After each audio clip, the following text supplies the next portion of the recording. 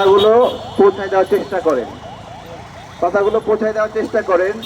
এবং এই শারীরিক প্রতিবন্ধী ভাইরা আমাদেরই কারো কারো পরিবারের অংশ, আমাদেরই পরিবারের অংশ।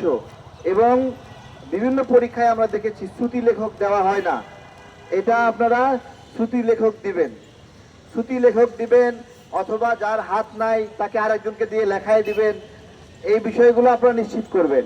এবং ঢাকা শহরে আমরা আজকে বলছি, এটা প্রতিবন্ধী ভাইরা লেখেনি এখানে, ঢাকা শহরে সকল ফুট ওভার সরিয়ে দিয়ে আপনাদেরকে প্রতিবন্ধী বান্ধব জেব্রা ক্রসিং দিতে হবে। প্রতিবন্ধীরা ফুট ওভারে উঠবে না।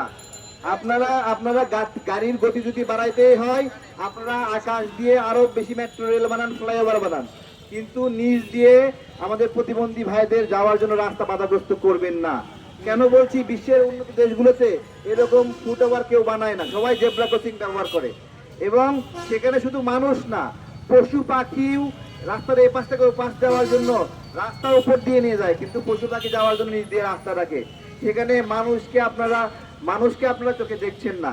প্রতিবন্ধী ভাইদের এই জেব্রা ক্রসিং সচল করতে হবে, এক নম্বর বিষয়।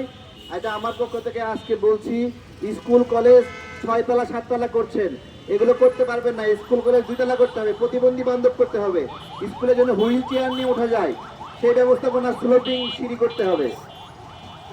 হ্যাঁ, এসকেলেটর তো নষ্ট হয়ে যায়, কিন্তু যতটুকু স্লোপিং করে হুইল চেয়ার নিয়ে ওঠা যায়, এই বিষয়গুলো আপনারা একটু, হ্যাঁ।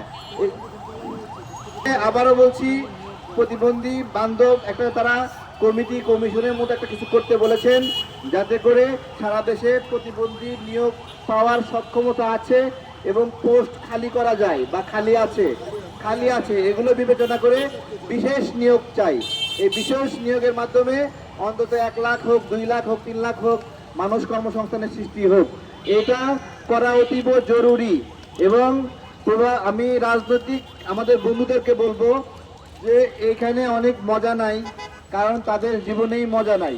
তারপরেও আপনারা একটু এখানে আসেন, এসে আমাদের ভাইদের পাশে বসেন, আমাদের মতো করে 2টা কথা বলেন, তাদের জন্য উপকার হয়। হ্যাঁ, এবং